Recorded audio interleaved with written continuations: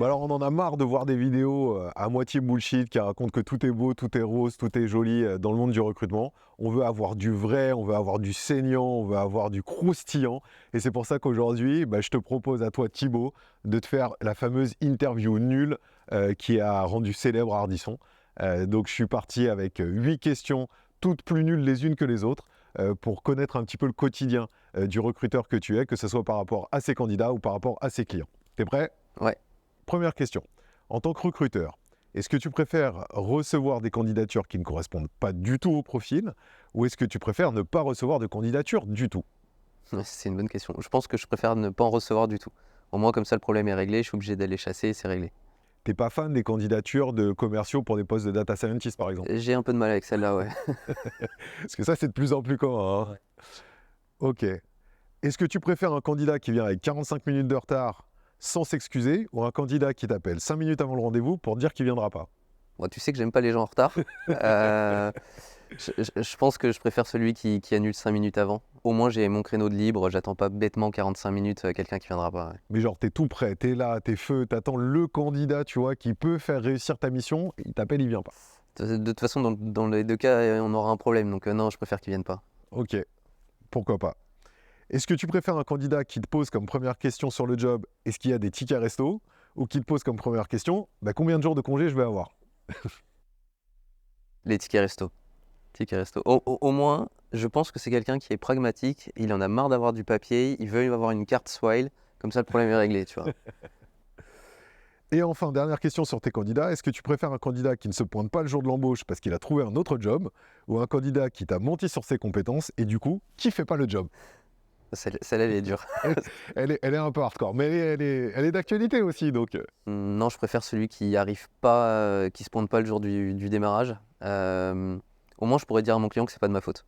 Ouais. Parce que s'il y a peut-être quelque chose voilà, un accident ou quoi que ce soit, ça sera pas de ma faute, donc c'est ok. Après, c'est pas faux. S'il n'a pas les bonnes compétences, il y a moyen que ton client, tu perdes ton client Ouais, aussi derrière, ouais, quoi. ça peut Donc, me c'est pas retomber dessus, forcément. ouais. D'ailleurs, parlons de clients. Justement, on va aller sur le sujet parce qu'on parle souvent des candidats, comme quoi ils évoluent, ils n'ont pas toujours les bonnes pratiques et tout. Mais les clients, on sait que c'est pas non plus des saints et ils font pas toujours tout ce qu'il faut correctement. Donc, est-ce que tu préfères un client qui te propose une fiche de poste infaisable ou un client qui te propose une fiche de poste simple, mais qui rajoute des critères à chaque nouveau CV que tu lui envoies? T'as été recruteur parce que non, parce que ça c'est vraiment les clients qu'on voit tout le temps. Tellement entendu ces trucs-là. Je préfère l'infaisable. Ouais. On sait où on met les pieds.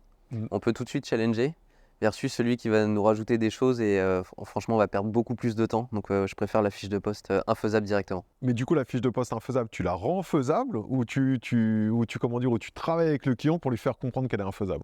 J'essaye de lui faire comprendre qu'elle est infaisable pour la rendre faisable justement. Mais donc, du coup, c'est le genre de client qui tu vas lui proposer des CV, à la fin, il va te rajouter le critère de fiche de poste infaisable. Après le client peut être dans les deux cas effectivement. Ouais, Ouais. ok. Alors, on continue. Est-ce que tu préfères un client qui fait travailler tous les cabinets de recrutement de France ou un client qui te dit au dernier moment, finalement, on va pourvoir le poste en interne? Le grand moment de solitude. Ouais. Alors clairement je préfère aucun des deux, Ouais, mais je crois que je travaillerai pas avec le premier. ok. Celui qui me dit je vais travailler avec tous les cabinets de France, je pense que j'aurais du mal à travailler avec lui. Donc par défaut je vais préférer le deuxième. Donc tu préfères celui où tu bosses bien pendant 3-4 Ouais. semaines, tu lui as ramené plein, et puis au bout d'un moment, il te dit: ah bah finalement j'avais oublié, mais il y a Jean-Philippe qui convient bien au poste. Ce qui est bien, c'est que ça m'est arrivé très récemment encore.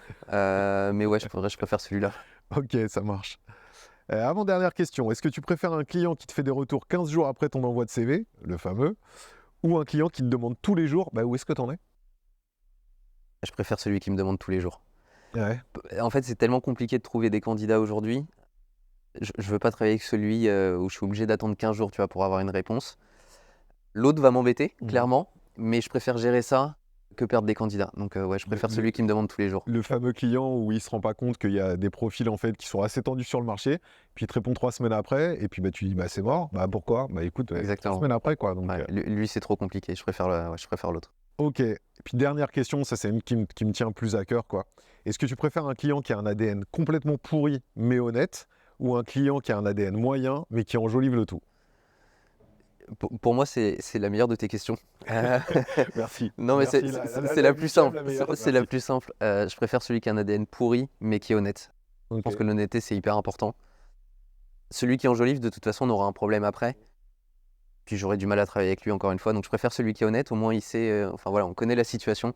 Et comme ça, c'est réglé, quoi. L'honnêteté, la transparence. Écoute, c'était le sujet du jour, l'honnêteté et la transparence, c'est cool. Merci beaucoup pour tes réponses, Thibaut. Je pense que ça parle à beaucoup de recruteurs et ça va les rendre un petit peu moins seuls dans leur quotidien. Et moi, je vous dis à très vite pour une nouvelle vidéo nulle pour le coup. Merci Nico.